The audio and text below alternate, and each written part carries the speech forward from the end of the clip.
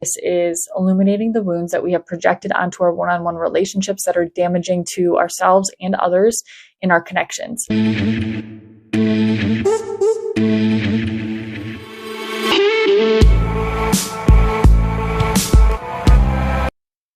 Hey guys, welcome back. We are doing a full moon horoscope for the full moon in Libra, which is happening on Thursday, April 6, 2023 at 12:34 a.m. Eastern time. This is also going to be happening on Wednesday, the 5th, for anyone that is not in the Eastern time zone. And fun fact of the day, the new moon in Aries that was 2 weeks ago was actually at 1:23 p.m. Eastern time. So this full moon being at 12:34, 1234 a.m. Eastern time. Fun fact of the day, it's kind of ironic. There are no coincidences, as you guys probably know already, but this full moon is going to be in between two new moons in Aries. Technically, the second one is going to be a solar eclipse in the sign of Aries. So when we have two new moons, it's called a black moon. And when we have two full moons in a month, it is called a blue moon, if you guys are not aware. And this full moon in Libra is the first full moon of the astrological year. We have a lot going on in the astrology, as you guys probably know. Pluto did just ingress into the sign of Aquarius. We have Saturn now in the sign of Pisces. It is Aries season, so it's the start of the astrological year. Pluto is squaring the nodes. The nodes are going to shift later on in the summertime into Aries and Libra, and I think this is kind of giving us a preview of when those nodes do shift into Aries, Libra. And I really do feel like this full moon is highlighting our relationships, our one-on-one relationships. Obviously, being in the sign of Libra, Libra is a sign that deals with our one-on-one personal connections. And when we have a full moon is for closing out or the winding down, the closing out cycle of the lunation cycle. So we have now peaked and something is being illuminated, being that it is opposing Jupiter and Chiron in the sign of Aries. It's illuminating Chiron themes and themes of our soul, which is the sun, and then Jupiter is kind of expanding that energy, and it does bring an element of luck because it is a benefic. But to me, this is closing out. It doesn't have to be actually closing out relationships, but it could be just closing out a chapter or a cycle in relationships that is no longer in alignment. It is also highlighting a lot of the Chiron themes, because just before this full moon in Libra, we do have the sun passing over Chiron. And to me, that's illuminating the Chiron wounds that we have, because Chiron is the wounded healer. And when the sun passes over anything, it's eclipsed in a way, but it is shining a light onto those things. And now that the sun has passed over Chiron, we're able to see what those wounds are. And being in the sign of Aries, when Chiron is in Aries, those are wounds of our ego, of ourself.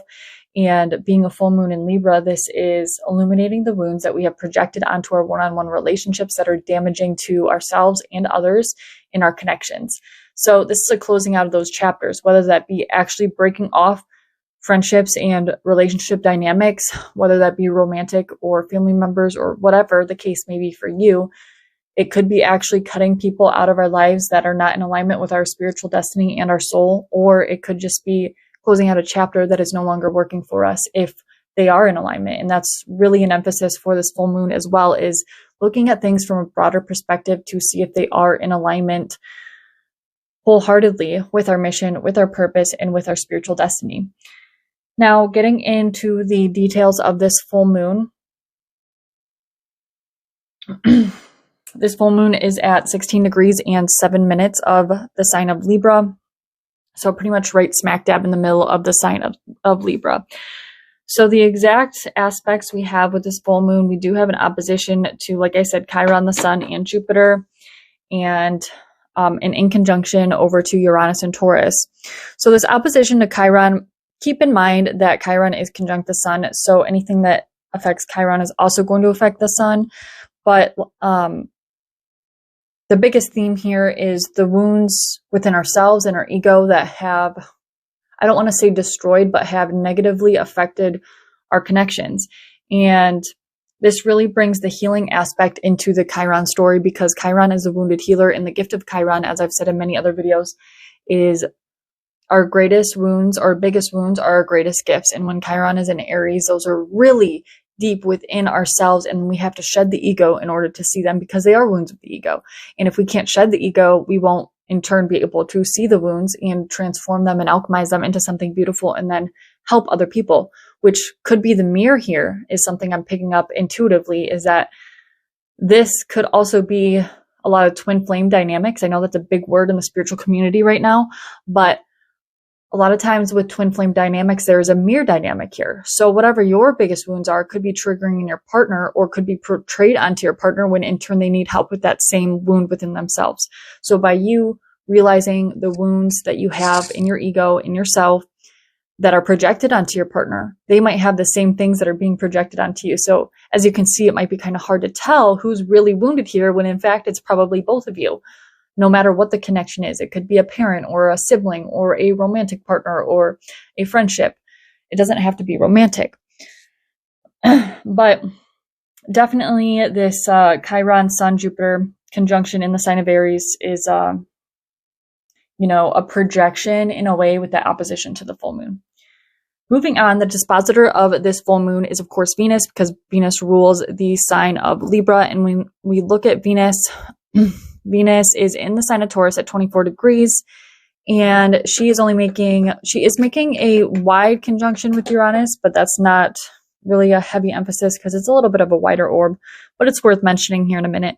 But I first wanted to mention the sextile to Neptune in Pisces. Neptune has been in Pisces since 2011, and as we know, this emphasizes the Piscean themes times 1,000, although I do think Venus and Taurus being in its home sign and Neptune being in its home sign, I don't think it's going to be more of the shadowy side of Pisces and Neptune, because it is also a sextile. It's not like a trine, which is more easygoing and flowing, and sometimes we take it for granted. That being said, that really emphasizes being in alignment and attunement with your spiritual path, as I said before. This just emphasizes the spiritual element to things, so utilizing things like meditation and prayer and being in tune with source or, God, whatever it is you believe in personally. We also have Venus, which is trine to Pluto, which just moved into Aquarius. As you know, this is a looser trine, but it's still definitely worth mentioning because Pluto is at a critical degree at 0 degrees. But this trine to Pluto is really kind of emphasizing what is best and what transformations do we need to make that are best for yourself and others. So yourself, what you're building for yourself and what you want to build for your future. This does emphasize romantic partnerships because we do have Uranus and Venus that did just conjunct about a week prior, and that highlights romantic partnerships or other people in general. And then Pluto being in Aquarius, the dispositor of Pluto in Aquarius is Uranus. So there is definitely an element here to our romantic partnerships, but no matter what kind of relationship you're dealing with, this emphasizes what transformations do we need to make moving forward and what is best for both people involved here. Looking at everything else going on in the astrology, I definitely want to emphasize, I want to look at Mercury because Mercury is conjunct the North Node. The North Node is getting ready to the nodes are getting ready to finish their transit of Scorpio and Taurus, but they are at 5 degrees and 9 minutes of Scorpio and Taurus, and Mercury is conjunct the North Node. There is a 2-degree orb there, and to me, this is really a message of destiny because when we think about the Hermetic understanding of Mercury being the messenger for the gods, being conjunct the North Node or Rahu, this is a message of our destiny, and something's coming in here. Something's coming into our awareness of how we need to move forward and build for our future and what our destiny could look like and could be with our sustained effort, because Taurus is a sign about building. You have to put in the work in Taurus. You don't necessarily get things for free like you would in Scorpio. Also with Mercury, we do have a sextile over to Mars, which is in the sign of Cancer. And to me, this is emphasizing a rest and again, that spiritual discipline element, because Mars in Cancer is at its fall position. So to me, this is about taking the much needed rest that we need and focusing on our spiritual development so we can in turn take action once Mars moves into the sign of Leo. Mars does love being in Leo. So when Mars transits Cancer, it's like we might not really have a lot of physical energy and enthusiasm to get things done in the physical plane. So this is when we can turn inward and work on our spiritual and rest and rejuvenate so that we can move forward and build things and take action in the future. Mercury is also making a trine over to Saturn at 3 degrees of Pisces, 3 degrees and 15 minutes. And this actually makes a grand water trine, but that trine in particular from Mars in, or did I say Mercury? I meant Mars. But that trine from Mars in Cancer over to Saturn in Pisces, to me, is again emphasizing the spiritual discipline. So this is about a huge theme of this full moon is getting back into our spiritual practices. Have we let our spiritual understandings kind of flop in a way? And how can we get back into a flow? And it's not necessarily about routine, although that is the word that came to mind with, Mars trine Saturn is a transit we only see a few times a year. And it really kind of rings a bell of taking action and making things a routine, but really the best way to go about a spiritual practice is being in a flow state. So that's something to keep in mind there. But that trine over to Saturn in Pisces to me is it's definitely, it's where have we not taken action where we should have taken action. In turn, we have to do some inner reflection and shadow work, especially with Mars in Cancer. Like I said, that's definitely a resting transit because Mars is at fall here. But again, Saturn just moved into the sign of Pisces, and this will bring a huge change in how we view spirituality and our spiritual understanding, being that it's the last sign of the zodiac, and Pisces, of course, is associated with it's the delusion of the ego, and there is a big theme of ego that's highlighted with this new moon. So how can we integrate, basically dissolving our ego so that we can move forward and evolve and transcend any of our karmic wounding and our karmic relationships in regards to this full moon. So moving on to that grand water trine, again, this is a lot of rest. And also with a grand water trine, someone coming from somebody that has a grand water trine in their chart, we may, as crazy as it sounds, creativity will definitely be heightened, but we may not be actually aware that it's heightened at this time, because when we have trines, especially a grand trine, there is a tendency to take that element and the characteristics of that element for granted, and it's not necessarily readily out in the open for us. And keep in mind, the grand trine is between the South Node in Scorpio, Saturn in Pisces, and Mars in Cancer. There is an element here to moving away from our South Node themes. So this could be finding new ways to get creative and express our feminine energy and our creation energy. It's numerology number 3, and creating things from anywhere but our ego, pretty much, because it's all water and it's a grand water trine, and we're dissolving our egos so that, and this could be a good way to channel how to evolve and transcend our wounds of our ego, and the wounds that we have in our karmic relationships or our relationships in general would be to channel it into getting creative, doing artwork, or, it doesn't just have to be art though. It could be anything. I try to mention this because people always say, they're not necessarily creative. Excuse my dog barking in the background. Again, looking at Saturn in Pisces at 3 degrees of Pisces, it is trining the South Node in that grand trine. And this is a reminder that some of the choices we have to make in order to heal our wounds might involve moving away from people and situations and toxic relationships or toxic patterns. Like I said, again, it doesn't necessarily mean you have to break off friendships or relationships, but that could be the case for a lot of people during this full moon. Or I always do like to say that full moons are really the completion of the new moon that happened 6 months ago. So anything that initiated, or, a chapter that was initiated in your relationships around the new moon in Libra, which was last fall at the beginning of Libra season, that could be highlighted. So I would go back in your calendars and see what was going on at that time and what is coming to completion now that we need to close out. That being said, some of these choices with that Saturn trine South Node in Scorpio, some of these choices may be somewhat dark, or on the outside might look dark to other people, when in reality, there's a message here with that sextile to Mercury in the North Node that this is really what you have to do to evolve and to move on to our destiny. Lastly, I want to look at Pluto, and then Pluto, as we know, is at 0 degrees of Aquarius. Pluto is square the nodes, and it's actually, obviously it's a T-square. So whenever we have something that's squaring the nodes, or if we have 2 points in opposition, then we have one outlet as a square, that's a T-square. So usually we look at, there's 2 ways to look at it. We can look at the third planet, the square planet, as the outlet, or we can look at the opposite sign to the outlet as being the 4th table leg. So there's really a couple different ways we can look at it here. But to me, this is really about looking at practical ways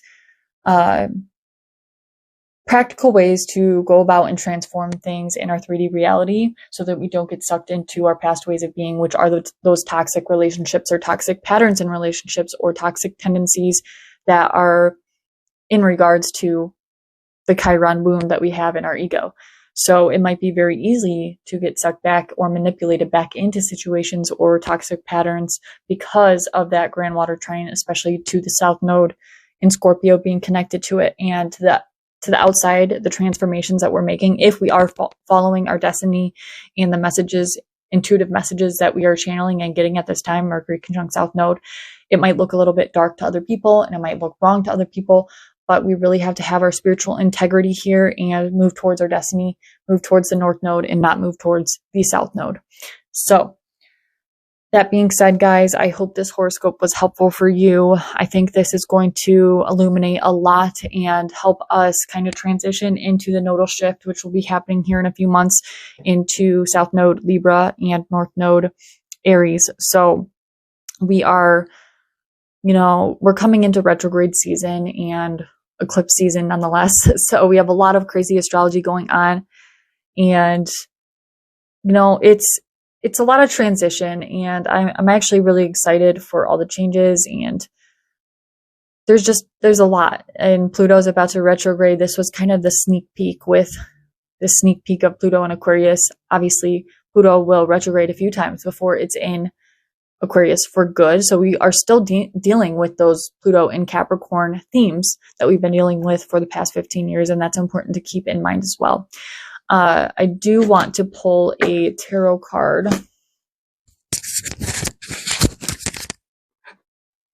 Pull one card for the collective.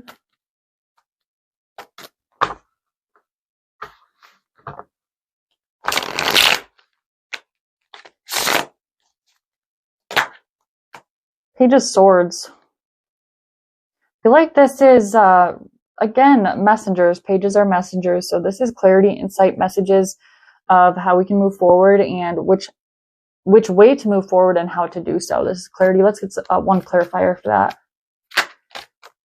9 of Swords. Yeah, we might have been feeling a lot of stress and anxiety and even like insomnia or sleepless nights lately. And I feel like we're going, in regards to our partnerships or connections or friendships or dealing with other people in some way, shape, or form. So we are going to, like I said, be getting lots of messages. Mercury conjunct South Node. This is the messenger of the gods. Mercury is a messenger of the gods right now in front of the sun. And before Mercury does retrograde too, because Mercury will be the first planet to retrograde, we're going to get some insight on how to move forward and move out of this anxiety and, kind of confusion that we've had, clouded judgment and overthinking things. We're going to finally get the messages and clarity that we need on how to move forward, how to stay in alignment with our mission and our path and our destiny, and what is best for everyone involved here. So anyways, I hope this helped, guys. And if this did resonate for you at all, I would love to hear about it. And I would love to hear what house this full moon in Libra is happening in for you. And please do like and subscribe to my channel. It really does help me out. And I will see you guys on the